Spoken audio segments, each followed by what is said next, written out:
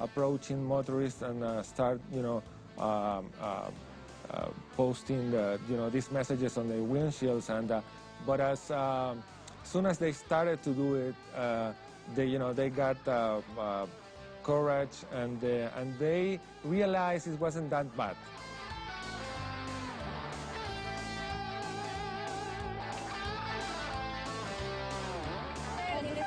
The most common reaction was trying to justify why they were doing something wrong. And they say, I'm here just because the car that was in front of me stopped suddenly. I had to stop here. They were really excited.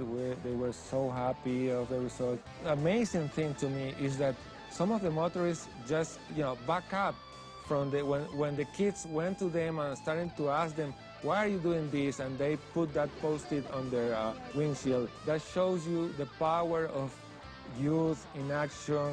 To me, it showed that we can solve this kind of problem, because the problem is that nobody's getting the attention to people to try to correct their behavior. And these young people with a camera was powerful enough to make them, back up. And it's a great lesson that we could teach to older people, to the ones who rule the societies. No pain, no gain. No guts, no glory. Try again. Never say die. The point is, risk, failure, all a part of the process.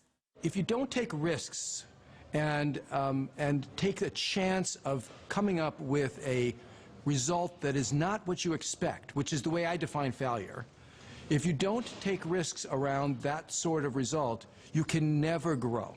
You can never create. Tolerance for failure is one of the most important predictors of entrepreneurial success. When you go to countries where failure is not accepted as a part of the process, then people are unwilling to even try.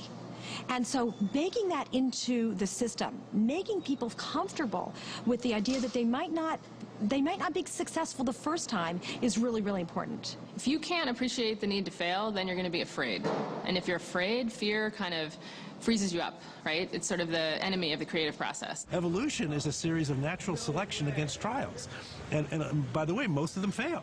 Failure is the magic sauce in entrepreneurship. It's the magic sauce in innovation. Whether you're Thomas Edison trying to invent the future, you have 1,000 patents to your name, over 1,000 patents, but really only 1 or 2 that matter.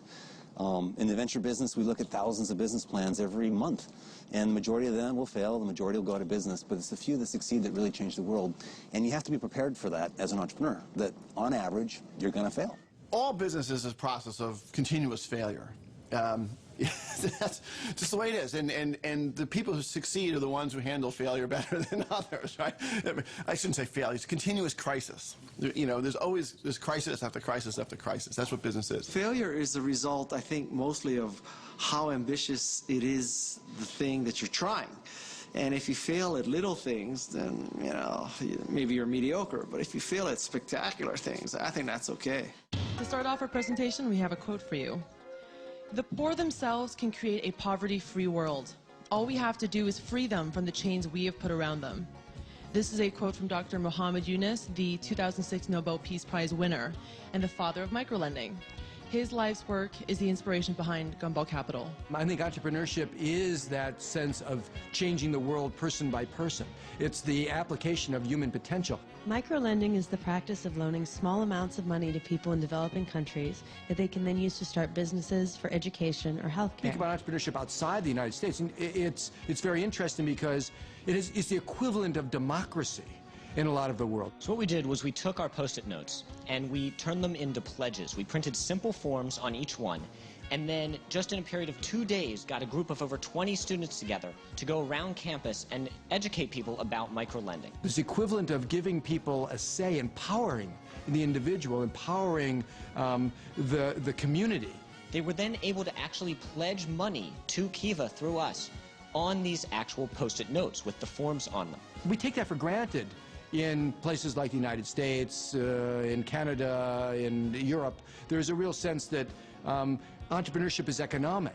But as you go and apply it in places like Africa, or in Southeast Asia, or in South America, you begin to see a different, sort of a different approach, a different respect for entrepreneurship. We were just so happy with how the in-person donations were going that we decided to expand this and take it beyond campus. We created a website in a little under 24 hours to inform people about microlending. There's a PDF flyer you can download. And then the important part is there's a donate form. You just type in your information, donate right on the website, and there's a donor list where you can see the names of everyone who's donated. And we've gone ahead and inputted everyone who donated in person as well. Our focus was in three major areas: in education, social value, and economic value. And we were trying that in the various aspects of the project. The Post-its enabled us to get out to people and to talk with them about what we were doing and about microlending. Most of the people that we spoke to didn't know what microlending was, and we were able to tell them how it worked, talk to them about the Grameen Bank and the whole process of microlending. The social value that we created was these Post-its right here. They represent the commitment and the compassion from students across campus who care about microlending now and who want to help out and want to contribute to microlending. And the third thing that we're most proud to announce is the economic value that we've created.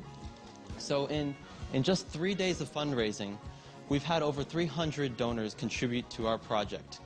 And our grand total was over $3,300 contributed.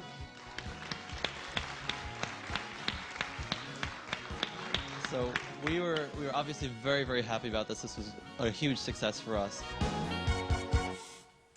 Okay. Recap. 6 days, thousands of students around the world creating value from Post-its. They lifted spirits, opened minds, raised awareness, promoted good health, generated money for charity, educated young children, made music, political statements, and comedy. They even fed the hungry hamburgers and fries. In my opinion, all winners. And they learned some really valuable lessons along the way. The thing that people who participated learned is that opportunities are everywhere. It was very much like a real startup experience. They walked out completely changed by going out there and doing this. You have an opportunity and you kind of grab it, and then it's like a lot of risk and you don't know if it's going to work out. The thing that points to is that people are waiting for permission to be creative. It was awesome. One of the main learnings or lessons I see is that it's for young people and for students of every age, in fact, to see that innovation lies within them. You know, why is something like this important? It's important to be exposed to things early in your career so that you learn the patterns, you learn what it's like and what it's not like, what failure looks like, what success looks like. Your ability to change and shape young people around the world, I think, can be done through media like this. So this is a great opportunity to explore it with them. These opportunities that we create for individuals to come together and exercise their minds and creativities in such productive ways, I think there's a lot of value there. And the sponsors who put this together, I think it's doing us and all these people and students a great service. It's telling kids that, hey, you know, you can take your ideas and turn them into reality. You know, but the first step to that process is you have to turn on your imagination, look out in the world and say, hey, where are the opportunities? Imagine what the world would be like if we had people who were able to work in this way and where they were supported in their curiosity, in their collaborations, in their imagination. Imagine it. Go to the problem and imagine a world where that problem has been removed, and then say, well, how many steps are there from this world to that world? Imagine it! If you can get there in your mind, then we can make it happen in the real world. But you have to start. Imagine it! Imagining a new future, a new path, a new direction. Imagine it! You have the power to imagine it, you have the power to change the world. Imagine it! To imagine a more perfect world than the one we live in, and then to actually engage in making that happen. Imagine it! Imagine it! Imagine it! Imagine it. Next year, more schools, more students, and an entirely different object to play with. Until then,